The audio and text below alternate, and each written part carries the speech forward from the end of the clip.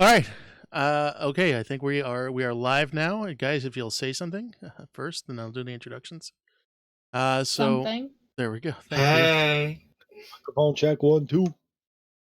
All right, there we go. So we are live here tonight. We're going to do a Final Fantasy XIV kind of focused podcast. So let me introduce my guests. First, we have Grandmastodon, fellow streamer here on Twitch, and the lovely DanniDPS, also a fellow streamer here on Twitch. And Strategistshiroe, just a resident mod and overall nice guy. I know he hates that.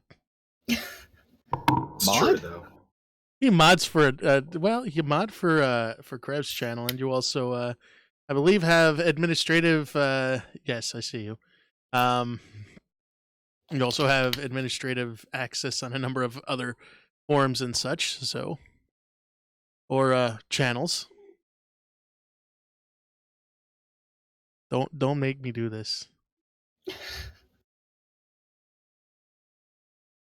Do it. Do it. Please no.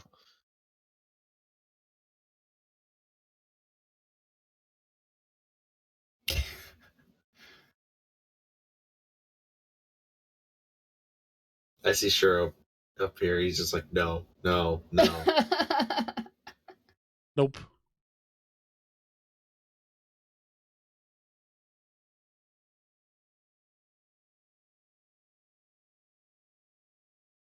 Well, you're in luck. I can't type tonight.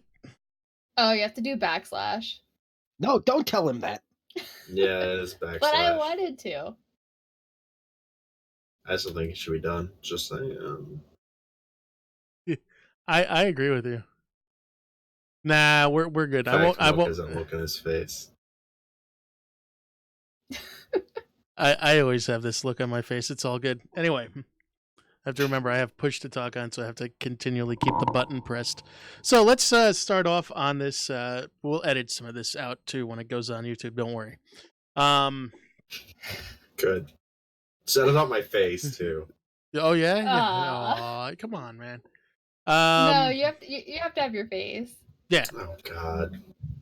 At any rate, so we're gonna go around. So I'm gonna ask a question, and we'll just go around, kind of from. Well, I'll start with whoever I call first, then we'll go from there. So I'm gonna start with Grant first. Grant, what got you interested in Final Fantasy XIV? The fact that I love the Final Fantasy series, and the fact that it was going to be an MMORPG, which was actually my very first one. I've never played it before, and I love the idea of it, and the fact that it was a Final Fantasy one, and it was on PS3 and 4 at the time, and that there was a beta for it, made me really excited. That's why I got into it. And Danny? I feel like my story is not as exciting, but Joe Joe, my fiance, whatever, he actually bought it for me for my birthday, and I played it, and I hated it. I hated it when I first started playing it, but then I just fell in love with it. I've always been a fan of like Final Fantasy stuff. Chocobo, hello. I just love Final Fantasy, so I got into it like pretty deep for a while. But yeah, my only MMO besides that was RuneScape, and I think I played WoW for like 5 minutes, and yeah. So in other words, you're a professional. Hell yeah. And Shiro? This is actually going to sound really like nerdy of me, but I had just finished watching Log Horizon, and I got the itch for a really good MMORPG again. And it was the only thing I found. I bought it December on the Steam sale and didn't play it again till April when 3.2 came out. All right. I guess for me, I just got into it because I needed a break from WoW, and I always thought Final Fantasy was a fun game. It's a bunch of fun games. So I came over here because a bunch of other friends from WoW were like, "Hey, we're gonna go play Final Fantasy XIV because WoW sucks right now." Sadly, that's been the thing for WoW for a long time now. But yeah, that's how I got here. All right, next question we'll take up with you, Denny. What do you really like? What do you enjoy most about 14? Oh, there's a lot of stuff. It's okay. So, Take your time. So I guess like comparison to like other MMOs, like you can play multiple classes. Like if you try something out and don't like it, you don't have to make a new character again and start over. Has a really good story, like the graphics and like the scenery and everything is like really well done. Well, I mean, and glam. I love glam. Glam's like my favorite newish thing. Well, I guess it's not really new anymore, but new to when I started because I started off I think, yeah, I started off A Realm Reborn, so I think it was technically 2.0, but like I started like kind of when that released. But yeah, the glams and there's a lot of content too. Like some MMOs don't like stay as up to date as Final Fantasy XIV has, and like I think I've had a conversation before where we're like, well, we don't see this like ending anytime soon. Like we don't see like a Final Fantasy like 17 or 16 MMO coming out very soon because like everything's still pretty like up to date. Okay, Grant. Uh, it's not as it's kind of hard to make this like sound word like better than it is. So I've always liked the rating aspect, right? I love the idea of going in and fighting like these super bosses per se with other people and trying to figure out the fights, the strats, and then optimizing it. Um, it's died down a little bit simply because ever since Midas ended, they've really dumbed it down, and I I don't like it. I don't like the fact that they're catering to that group that people want to do it, but yet they don't want to put in the effort. Like, why are you putting in the effort of playing an MMORPG where you know you have to perform with other people, but yet you don't want to improve yourself to better the group and other people have a better experience? So instead, let's dumb it down for everyone, which is, in my opinion, dumb. I mean, they kind of changed it since they introduced Ultimate, but at the same time, things like Ultimate Coil, for example, 20 minutes is way too fucking long for a raid. Like, after like 4 or 5 polls and stuff, like, you're just gonna be getting fucking drained, So, but overall rating is definitely my go-to. I mean, I like some of the other like side stuff, like Hildebrand. It's kind of fun, and the Gold Saucer, but not too much other stuff. The story and stuff like that. Some parts are good. Other parts I just don't really care. I just kind of skip through all the cutscenes. Time to nut up or Well, I mean, let's shut be up. honest. The best thing to ever happen to Final Fantasy XIV is Gunbreaker. Just saying. We haven't even played it yet. Don't care. Best thing ever happened. And Shiro. I'm definitely going to echo the multi-job one tune from Danny and rating from Grand, but I'm also going to throw in the best and worst thing I like about it, which is the community, because I love the community, but there's also the times where you hate the community, as we say on multiple streams here. Paste eaters is a thing we say. So, True. and then to top it all off, I'm actually going to say and I'm going to phrase it a little strangely that people may not understand, is semi-transparency from the actual dev team. They'll say what they're doing, like, this is why we've done this nerf, this is why we've done this buff, and I really enjoy that. The parts that they fail on is where it's like, and various updates. I want details. And they're starting to give us more of that, slowly but surely. Actually, I'll just say communication from the dev team as a whole to make it even easier. I can see why they don't want to, though. Oh yeah, but well, I mean, don't be afraid to have a conversation about things either. I guess overall, yeah. Let me ask a question about that. Sure, I'm going to start with you on this one. In regards to communication from Square Enix on what's going on in Final Fantasy and addressing some of the player concerns, what do you feel? How do you feel they handle that? And then we'll go around.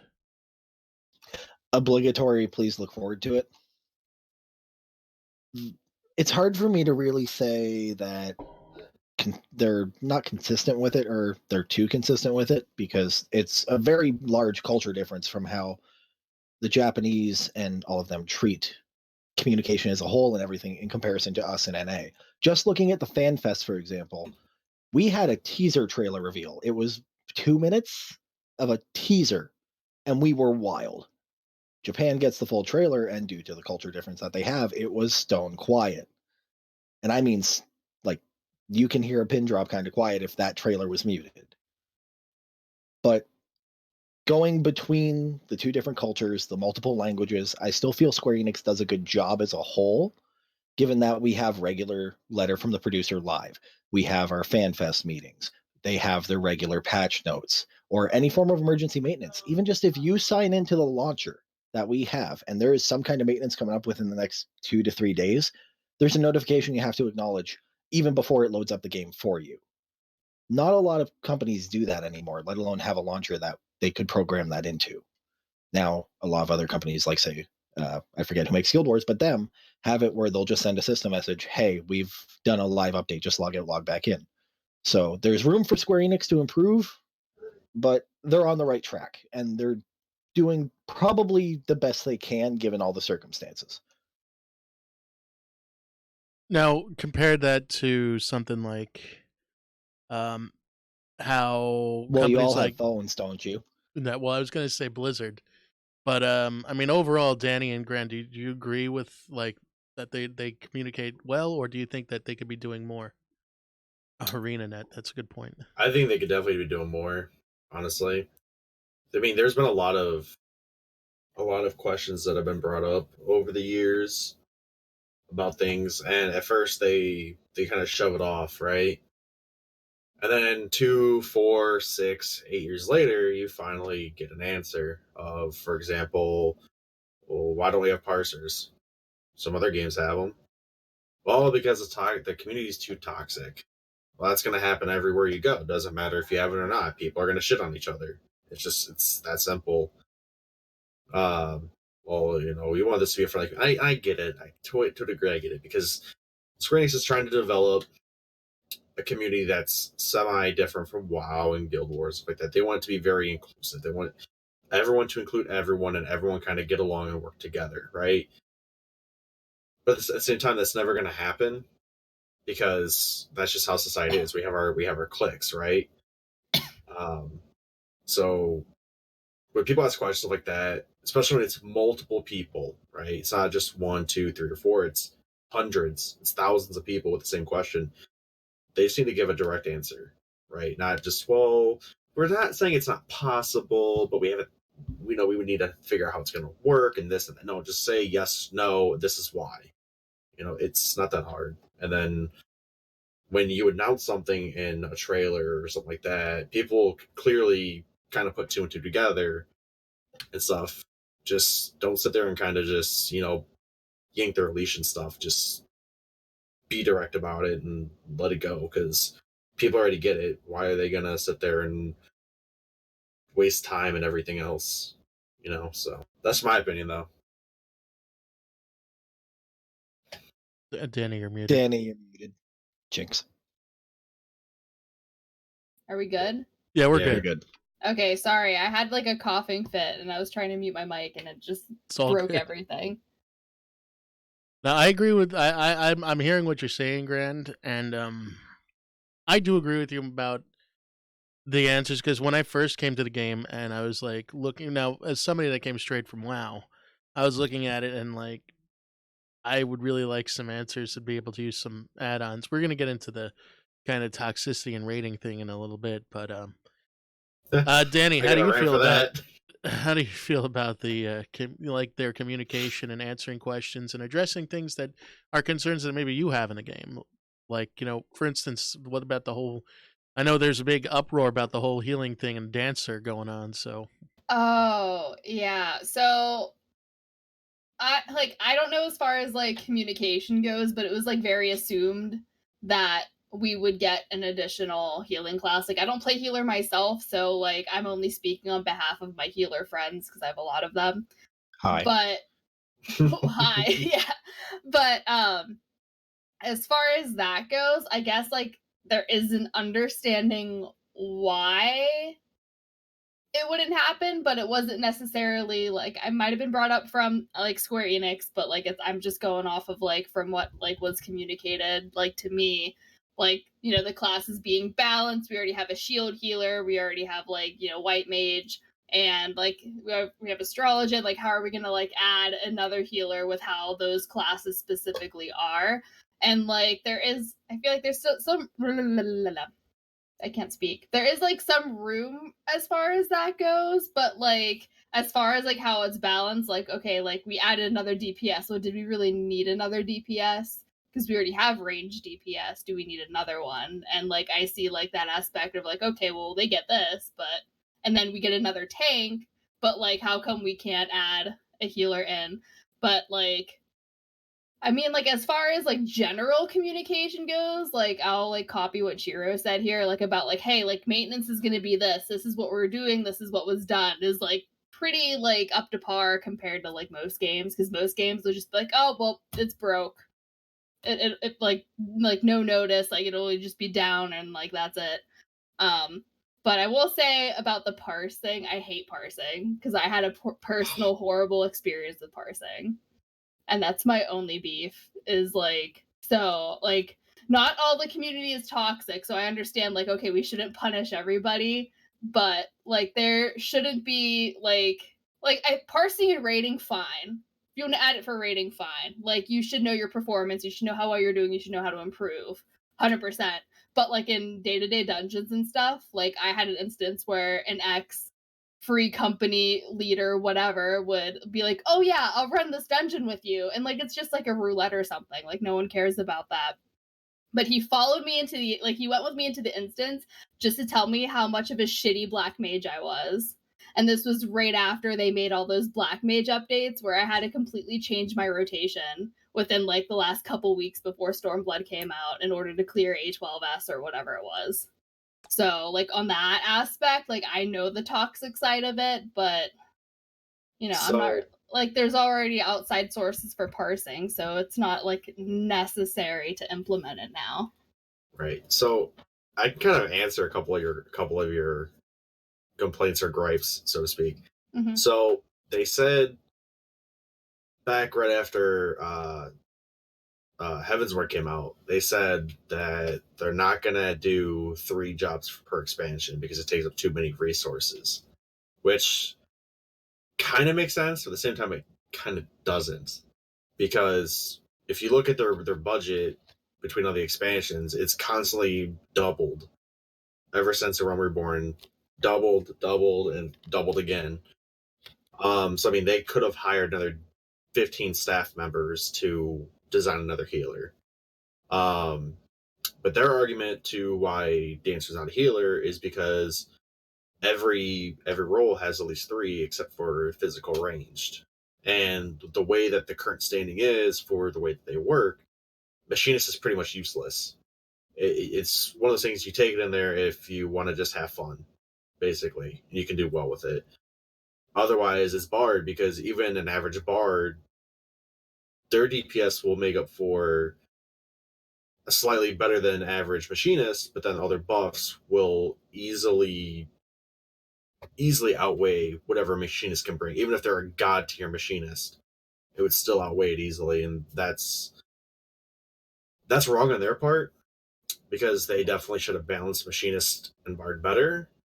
But I definitely like the fact that they're kind of giving people an option for another physical range and something different than a gun or a bow.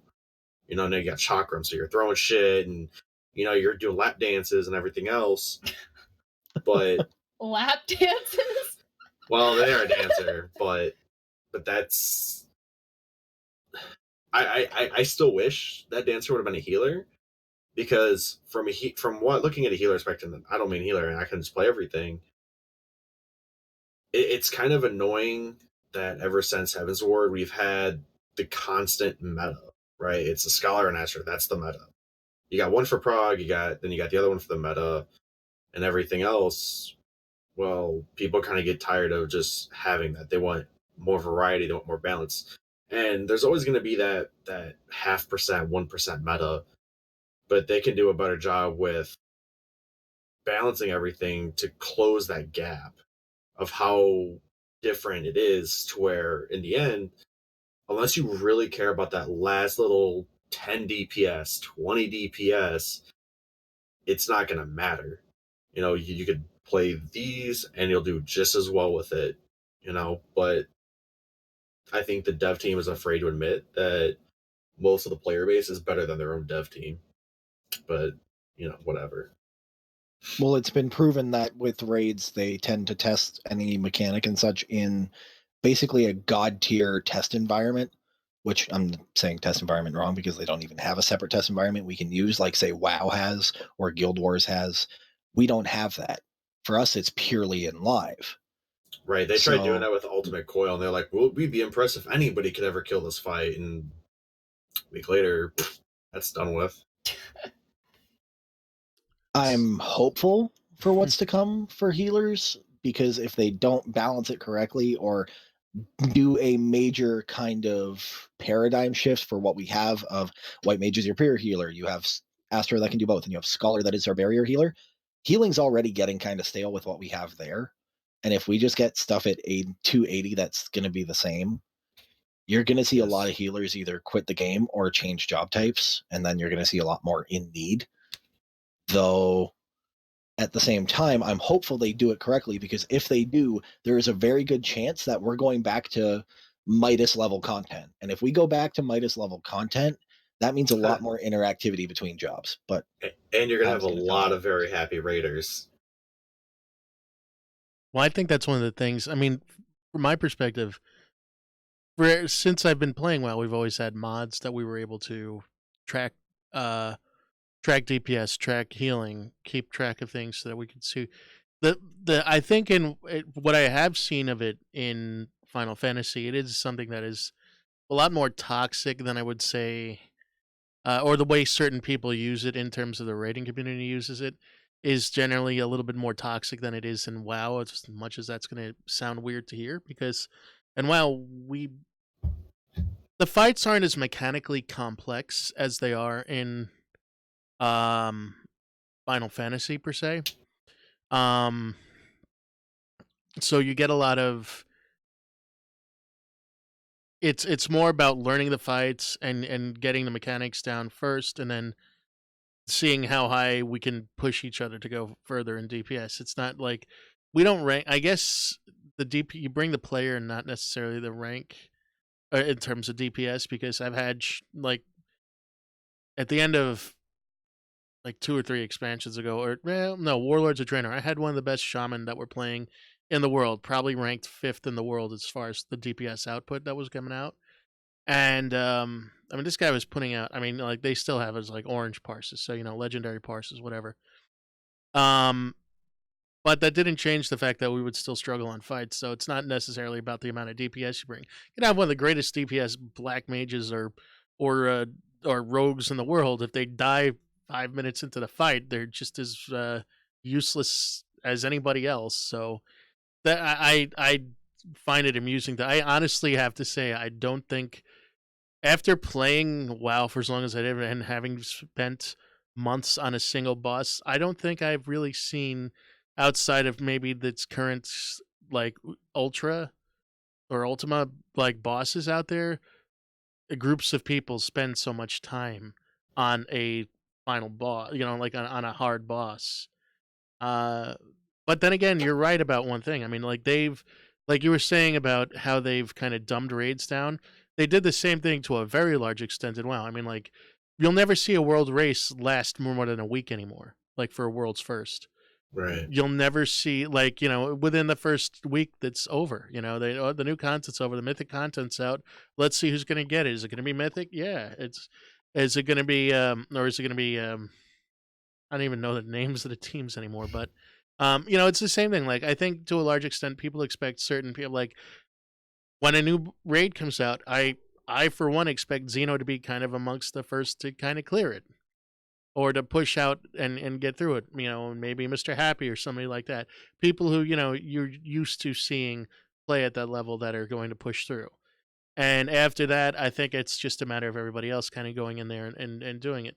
I do think that one of the things that disturbs me, and I don't know, like when you're trying to put together a team, and like we've been trying to do, I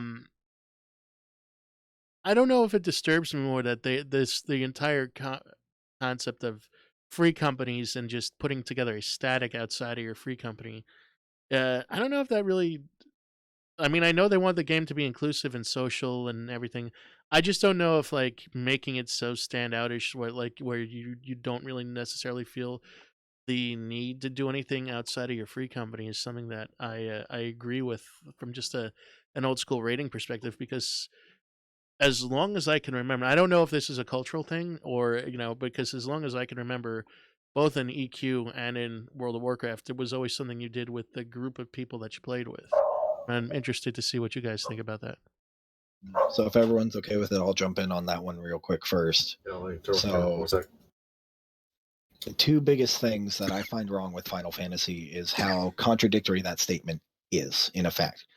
We want to be social. We want to be active. We want to have a great community. That's all fine and dandy. I need to get 7 other people together, clear my fight for the week, and then I can't help anybody without punishing their loot table. That is extremely contradictory to want to be like, no, everybody can help each other. Any job can do this fight. Yes, any job can do that fight, but it doesn't matter when just my presence alone, if I have cleared A9S or O1S or whatever it is for that week already, and they get screwed out of loot, that's not right. And just having to try and get 7 people on the same timetable together persistently until you clear that tier, and then for farming that tier to get ready for next tier, if you miss a person, that person's going to miss out on if you change some of your strats. Whereas, yes, we have our poke strats. At the same time, as we've seen for Ultimate, we've seen for every world race, there's times where certain strats start off one way and completely change, like Tsukuyomi. We have the meteor drop with the white and black phase of the moon, and it started off with no matter what, healers go here, the tank that gets to go here, the other DPS goes here, and here's the spot you're going to go to. And then it turned into be a floating strat. So why is it that I have to punish everybody's loot just because I cleared a fight, and then there's the capped token system to, quote, slow everybody down? If it's to slow everybody down so I can't just get my loot, and I'm fine, I can still get all my loot and I can still help everybody else. Everyone's still going to push. Purposely delaying it like that so I'm stuck in that kind of content and everybody else is stuck in that kind of content because I can't help them and there's that cap put in place. It's not stagnating it, but for lack of a better word, it's just a vicious cycle that's going to keep repeating itself. It's true. I agree. 100%. I mean, like me being so like when I was rating, like being a static, so like for like what Shira was saying, you have to get this many amount of people for this certain time, and then if one person can't happen to be there, like they get screwed out of their stuff, and then they already cleared, then you have to find another group or whatever, and that kind of like totally backlashes on like the social aspect of the game. Like I understand for like like in general, like minus the loot, like for clearing purposes, it's usually easier just to work with like that like tight knit group of people, like that you like schedule with. Okay, we're gonna do this at the same time every day. We can progress together and learn together. Like that's fine. But like say like if you work in retail like me, that's why I can't rate anymore. I can't find a static with my work schedule. And then if I clear or if someone like figures something out, clears something on their own time, and then comes back to show us, like the rest of the group's punished for their loot, and that's not okay. And then like I always thought the cap thing was silly, especially for like I don't think it's good for casual players. I don't think it's good for like people who play all the time, because then like it does just slow everyone down when some people just want to like get their stuff and like wait a while. But I guess it's like to keep you, I don't want to say like it's to keep you subscribed, like, oh hey, like okay, we got like 450 like tomes for the week, but like you're still probably gonna play anyway, and you're still gonna stay subbed because to get that next piece of gear you need like a total of like 850 or whatever to get your like chest piece, and you're gonna have to go back and like you're gonna come back and do it again. So it might be like that's kind of the reason why, but I think it's silly. It just puts everyone in behind. Well, part of the reason why they have a cap and stuff like that is you do have a lot of players who do like to help other people who haven't killed the fights. So if you just put no cap on it, so when you first start off, right, brand new raid tier, brand new expansion, right? All comes out. You have just the very base level gear to get in. It's supposed to help you push your limits to be able to kill the fight, right? You should be able to figure out the rotations of mechanics, adjust your rotation that you need as a player in that specific job, according to the timetables that are being presented in front of you. If you start just handing people all their gear, whether it's tome gear, raid gear, doesn't matter, then essentially you can carry the people who aren't going to be able to pull their own weight. So that's part of it. The other part is that once our raid tier's been killed, in my opinion, just after that, just get rid of the fucking lockout. Because who cares at that point? It's already been killed. These people can go back and carry anybody. They can take 7 great players, take 1 really bad player, then boom, they got their kill. And just constantly keep doing that because a lot of people won't care about loot at that point. They just want the kill. So once the raid tier's been killed, who cares? But I can see why they do it though. And then after 6 months and stuff, though, the restrictions still not lifted, then that just becomes annoying. Which what the other thing is, sorry, Milk, but real quick. So it's Yeah. also, I can play every job on my character. That's awesome. I can only get at most 450 tomes a week and 1 book per clear and potentially 1 piece of gear per clear. So it's great. I can play every job, but it's going to take me forever to gear them all up. So yes, I can stay invested in keeping my character up to date on every job I want, but it's going to take me forever to do it. That I actually find more demotivating, truth be told. If they want to put 1 cap on, where let's say we don't get a cap on tomestones, but you do on raid gear, okay, or vice versa, I'd accept that. Give us something where we can just go at it, because we're going to do it. It's been proven. Look at Eureka. Eureka came out, everybody jumped in it, people left, everybody kept going, they hit cap, and they stopped. That's fine. Because Yoshi P has stated, hey, if you want to go play something else, go play something else. We're fine with that. We know you're going to come back because we do like you and you like us and what we're doing. If you don't, you're not going to stay subscribed. And most people do through that patch cycle, even if they're not active in the game heavily. Well, I mean, Right. I think one of the things that we came now, and again, I'm going to be presenting this more from a format of what I was familiar with. But for WoW, I think one of the things that I personally like the most, I know some people kind of hate it, but I like the way that they handle loot. They changed loot to a personal loot system, which meant once you did the boss and you killed the boss, because it would store it, I believe, on client side. That was it. Or no, it's probably server side. Maybe both. I'm not sure. But that was it. You were ineligible for loot from that boss. But it didn't affect if I went in to go help you or Danny or Grant, and then I could go and do that. The only person who would be penalized is me because I already got my chance for loot, if I got loot at all to drop from that week. I think that would be kind of a fair thing if you kill the boss. I think that's fair. I mean, That'd be great. I think that would not hurt anybody, but I think that's something that I don't know how the system works 100% in Final Fantasy. I mean, the straight thing is I know we go in, we would do the 24 mans, and then you get, like, the current one, you get 1 piece of loot and then you're locked out for the rest of the week on that. That's fine, but, like, I think that there's a lot to be said for looking at maybe potentially changing that to, especially with the fact that they know they're going to get more people from WoW over. It's what we're used to. I mean, if you're going to be picking up potentially millions of subscribers from a game, you might want to consider potentially changing your game just a bit to make it more welcoming to the other people. I mean, that's just where I'm coming from with that. But I mean, overall, that's it. Like, realistically, like, the only thing that has ever been, I want to say, an issue for me has really been the way loot's handled in the game, and as far as that, and maybe a little bit on in terms of some of the way that the raids are handled in a social perspective.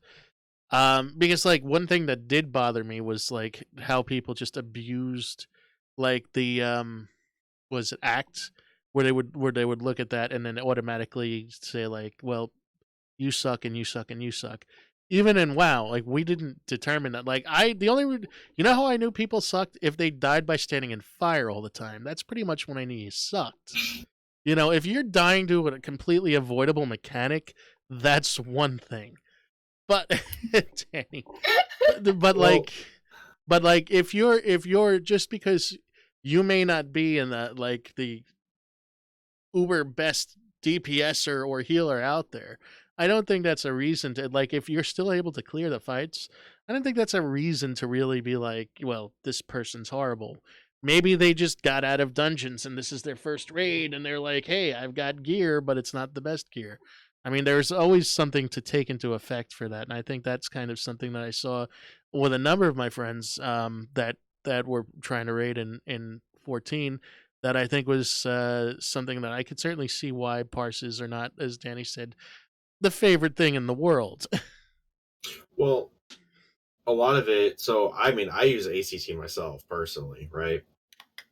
But if a person isn't dying at all and they're just complete eating ass, it's one thing. In dungeons, I don't care what your DPS is. I mean, I've parsed myself, I've parsed Shiro, other people. It's whatever, you know. It's a dungeon. No one really cares, right?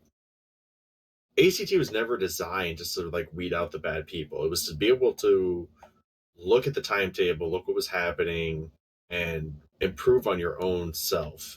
And then maybe somebody else in your group or on Reddit or whatever could take a look at it and kind of help you where the hey, this is where you're going wrong. This is what happened and this is how you can improve it and go from there. But people don't do that because everyone are at least assholes. Myself included. I'm an asshole. I mean, I'm not gonna deny it. I get into raid, especially like in a farm group or something. I expect you to know what to do. I expect you to be able to at least semi pull your weight. And you can't do that. So guess what I'm gonna do? I'm gonna shit on you. Plain and simple. I've done it. I've gotten Brand just kills people on purpose for fun. I do, right? I've done it multiple times. But then there's those people who they act like they're really good. I'm like, you know what, man? I think you're a really good raider. I really think you should go in this. I'm gonna help you. And these people believe it. And then I can't help but sit there and then just make fun of them afterwards for even believing what I just said. But then you have really good people. I mean, I'm not the best, right? I'm not claiming to be, but I would definitely say I'm in that upper echelon of players. You know, I still have a pretty large ceiling for improvement, but I'm not way down here where it's like, oh, Daddy Milk, will you please help me clear the tier? I've been struggling it for a month and I just can't do it. I can't find 7 other people to clear it for me. That's no. Instead, I want to be able to improve myself to be able to make sure I'm pulling my own weight with the group who also can pull their own weight. But that's what ACT was designed for, is to be able to help people, not just shit on people. Right. Well, I mean, I think when you get in terms of things like ACT, but we're I kind of want to switch gears for a minute and kind of go back into what you felt were as far as where we are currently in the current expansion, what you've enjoyed most and what you've kind of felt you're kind of glad to be seeing kind of being left behind a little bit. And we'll go ahead and you can I'd like each of you to answer this in your own way, like what you kind of enjoyed the most about Stormblood and what you're kind of looking forward to not having to deal with anymore. Who wants to start? The second half of that question is really hard to come up with an answer for. So, I mean, I guess I'll start. I'll be the sensible one here. I definitely like the fact that the first 2 raid tiers were throwback. Final Fantasy V, Final Fantasy VI. That was a lot of fun. I enjoyed playing those fights as kids. I enjoyed having to go through them back in a modern version of it. That was a lot of fun. I liked the final tier. I liked having simpler bosses. I love the new MF. I think them flipping gears right there, because everyone's like, "Oh, it's gonna be Final Fantasy VII." Everyone thought it. I thought it was gonna be Final Fantasy VIII with the whole way that they were scheming the storyline behind it. And guess what? They said, nope, gotcha, made you think. And it was completely something different. So I thought that was awesome. I still like the Hildebrand quests. They're funny. They got this type of humor to it. And you have to kind of know what they're talking about. But at the same time, it's just ridiculous to watch. So I like those. But I don't like, though, again, as I don't like the lower end rating, the scale of that. The primals I felt were pretty lackluster. They definitely could have been a lot better. Some of them were good. Don't get me wrong, some of them were good. Like Shiryu was fun. Suzaku was fun. I like playing Simon Says. I think that was great. I like trying to run in from my DDR circle to somebody else's back and start taking other people's stuff. It was cool. I like the mounts for it.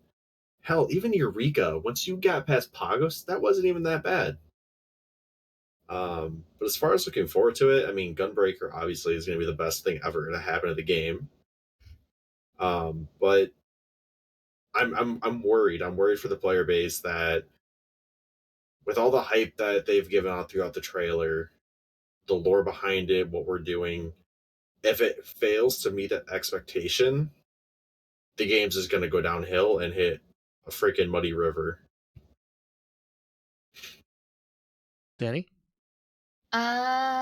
So so I can't really speak too much on the raid stuff because I just like how I work and stuff. I just wasn't able to raid, but what I did like what I was able to do. However, I still think Alexander is probably my favorite of all time. Gotta run your body and soul. So I just I do kind of hope for everyone increase bring the difficulty back up. Not saying that I can handle it. I probably could. I cleared Alexander like right before Stormblood came out, but I did take off Echo though. So there's that. I cleared it before Echo.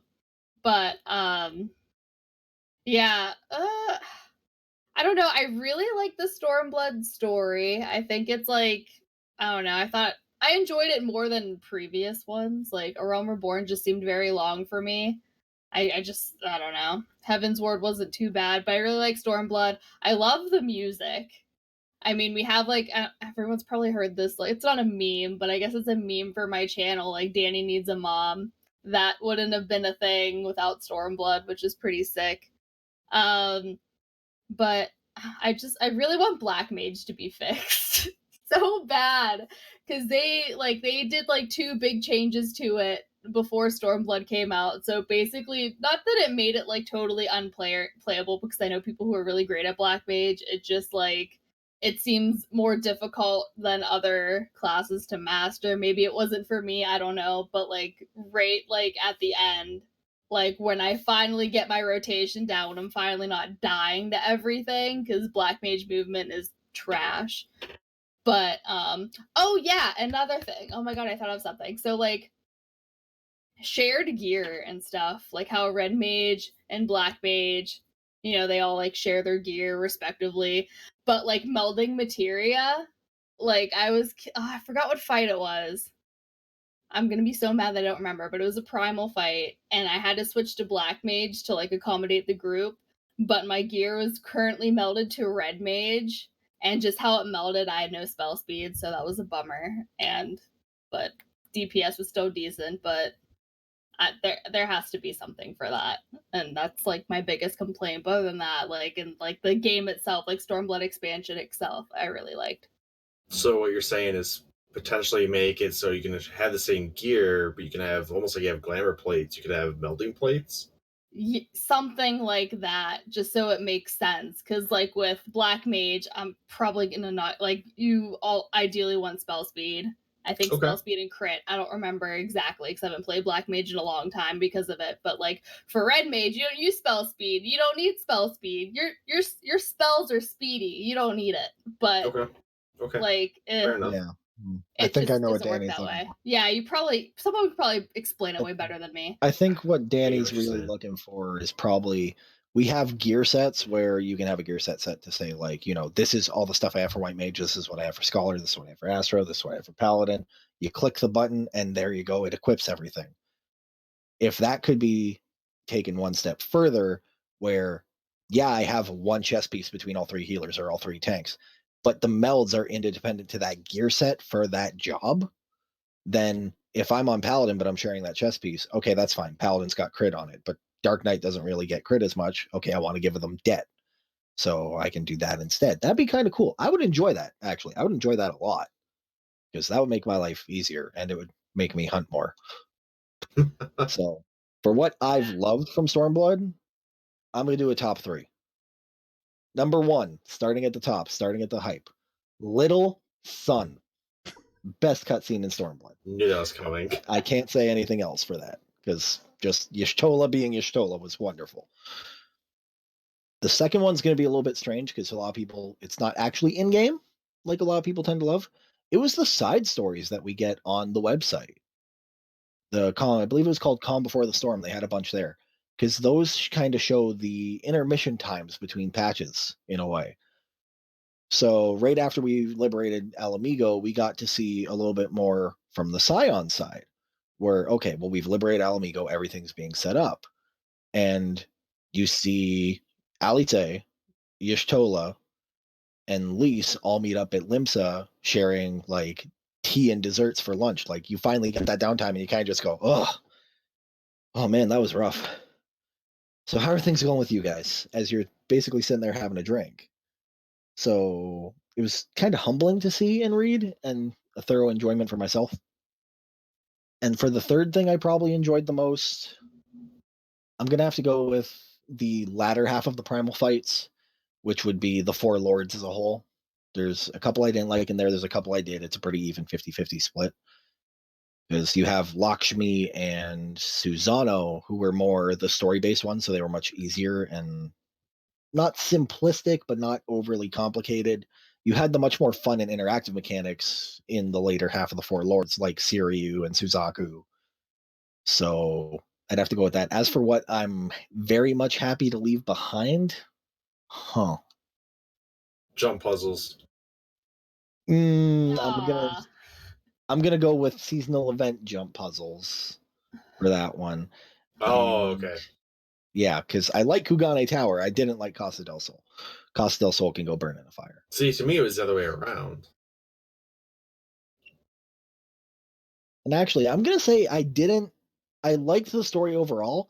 I didn't like, how to put it, not the split, but how it was segmented, where I felt it was almost too much of jumping back and forth between Doma and Alamigo for what was doing what, and Doma definitely overshadowed Alamigo as a whole, even though I get why, given they shared the border with Garlemald even more so than Alamigo does.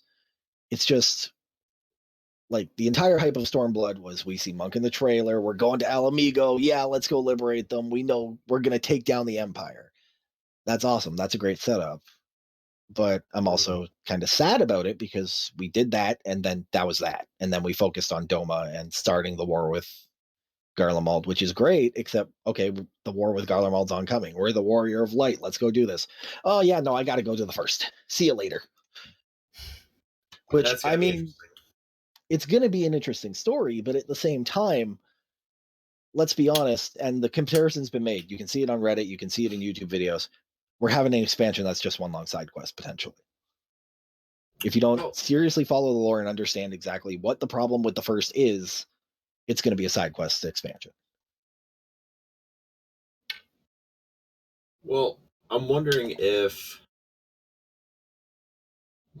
they could end up potentially, you know how some games, you know, they release expansions and DLC, so like, it feels like its own whole separate game.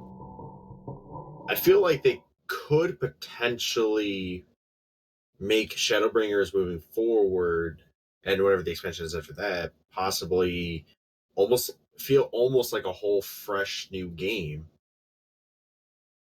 So you mean kind of have where we have like the main Final Fantasy line, and then Shadowbringers is say step one of a branch off for like, we'll call it Final Fantasy XIV Side Story Edition, just for arbitrary names. Right. Yeah, like, you know, we had our Final Fantasy story and everything else like that, where, you know, we're trying to take down the Empire, stuff like that, destroy the Warriors of Darkness. Okay, well, now all of a sudden, we are the Warrior of Darkness. Now we have to go back and do everything we just did, but in reverse. So they could, like I said, they play their cards right. Moving forward, we could have another 8 years, but a completely different story. It's possible because we do know that there are so many different shards off Exactly. of our world called the Source, Mm-hmm. and it would give them a lot of expansion material, but that's also a lot of ways to try and make basically Limsa look like Limsa and not be Limsa. You know what I'm trying to say? Gotta take a chance. Gotta be risky Limsa, to get the Limsa. reward. They haven't been real risky and stuff like that, so why not do it now? People are excited. Right now would be the time to take the risk. It's a good point. Yeah, it definitely is. Never really thought about it from that half of the perspective. And of course, we get fat cat people. Yes. Oh yeah. But we still don't have butt sliders though. We need butt sliders. They don't got butt sliders, they got butt jigglers. Not even. Hey, I came from most of the Belmont, and I get to say butts it. aren't even nice enough to jiggle. And I actually thought of my thing that we'll probably have to deal with again, but the thing that I really disliked about Stormblood, Raubon EX. Oh, I think they've God, learned their yeah. lesson from that, truth be told. Because from my memory is not perfect. I'm going to put that out there because covering is covering. They said specifically, we did not allocate enough instances for this. Yeah. Which means that the instance servers are essentially split up where, let's say, 25% of it is dungeons, 35% of it is raids, 10% of it is solo story, and another 5% is, we'll go with job quests specific, just to make sure people can get in and do those. And then the rest of the percentage is whatever the fuck it could be. All right. So if you took that, we'll say just arbitrary numbers of 40% of story and it was 10% for the like Raubon EX, and then the 30% was for Pippin, Yugiri, and whatever the last one was, I can't remember, Xenos going into Final Menagerie. So if they do it in the reverse end, and then as people go through, they have it kind of do a live migration flow over, that'd be great. That would probably help with your problems. But I don't know what Square Enix's server structure is as an IT guy. But I do know, just based on experience of it having to be moved and everything, it's not gotten better, really, from what they've said. Let's be honest. It has gotten better. I mean, think about when the raid tiers were hitting and stuff like that. Especially with them showing throwbacks stuff like that, they didn't crash so much. So you had a couple hiccups here and there, but for the most part, it was pretty smooth. So, but then again, there's also it could also be alleviated with the actual NA server split that comes this month. That's true. It could. Because the biggest population of NA, which we all know, and I'll say the name because it's there, Balmung, is being put in, not the corner, it's being put in its own bubble with the other ones. And a lot of people are saying that's going to kill the raid scene, et cetera, et cetera. If you actually go and look, they have their own raiding Discord set up there. The prep work and groundwork that's been laid for that to be a successful data center is rather paramount, truth be told. It's surprising how much work got put in. They're set. Like, there's no harm. Like, they like you said, they have like their own whole raiding Discord scene and everything else going on, which is great. Like, good for them. They're taking. There's a few good players on the other centers, the servers that are going over there with them, so that'll be great. But then you also have your very large raiding player base here that's going to stay on Aether, so it's going to balance out pretty well. And then having that massive population in a completely different center is going to open up a lot of free space on Aether. You mean houses? Not just houses. Houses. Oh, boy. Not just houses, but like all the extra instances and stuff like that. I mean, that should certainly be nice if everything does work out like that. It'd be really great.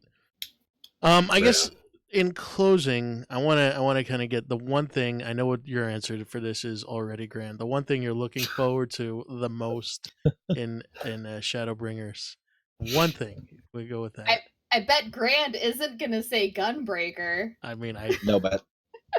No, he's gonna say. I have two things I'm actually really looking forward to, but okay. Bunny Butts and Gunbreaker. Done. Okay, three things then. Okay, 3 things then. All right, well then you can go first then, since I just I outed you. So as Danny said, yes, Bunny Butts and the Gunbreaker. Gotta make it jiggle while I'm making it sizzle, but You tried anyways, so hard for that. He's I been did. waiting for the opportune moment. but Did you write that down before no, you I said didn't. it out loud? No, it's totally on the Dang. fly. It's gonna Oh, be God. that's his next T-shirt. But no, I'm actually Never again. Nomad. Nomad. Nomad's calling you out. yes. No, but another thing I'm actually really looking forward to is I'm really looking forward to the story. Believe it or not, is I'm actually very interested in seeing what our story is now. Now that we're the Warriors of Darkness, we're supposed to be the people we don't like, So to see what we do is that, and see what we have to take on, what the struggles are, and everything like that, and how we can attack those is actually for me going to be very fun. And maybe now I'll actually pay attention to the story. So besides the bunny butts, of course. You don't gotta do that. You always have me for the story. Because It's even if I true. skip cutscenes, I go back and just like movie mode all of it. What about you, Shiro? So one of the biggest things I'm definitely looking forward to, and I suggest everybody else is, even if it falls flat on its face, watch the healer changes. Let's see what Square Enix needs to do. Because not that Yoshi P is godsend. I am directly quoting him from an interview, but as we know, Yoshi P always says, please look forward to it, but this isn't absolute. My word is not gospel. It's not the Ten Commandments charged into stone. We cannot have healers as they are now with pure and barrier healing. That's not going to continue or be healthy for the game as a whole moving forward. That's a big statement to make. So I'm definitely looking forward to that, to see what they kind of innovate it to. I have my own biased opinions as a white mage, what I would love. Like, give me Stone Skin back and make Stone Skin 2 castable in combat. Stone Skin. Right? Like, come on. It's like giving Keen Flare back. Just give it to us. Just give it to us. And this is going to sound sad to a lot of people, but I'm actually looking forward to the conclusion of Shadowbringers specifically for the whole part of the story.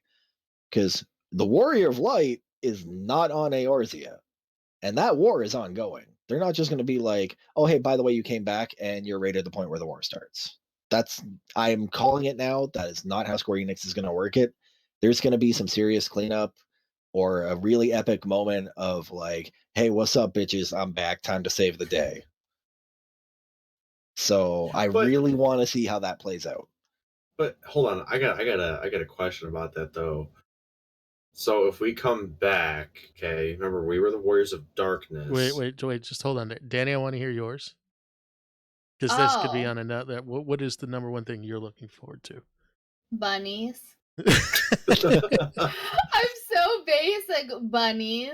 And yeah, bunnies right now. That's like my hype. And as a DPS, I'm happy about Dancer, but I know some of my friends would disagree with me. But somebody can correct me if I'm wrong, but are they also doing changes to like what do I call it, move sets? I don't know. Aren't they changing up some of like the stats for moves and stuff? Yeah, I'm looking forward to that. Please fix Enochian so I can play Black Mage, and yeah, that's it. All right. Well,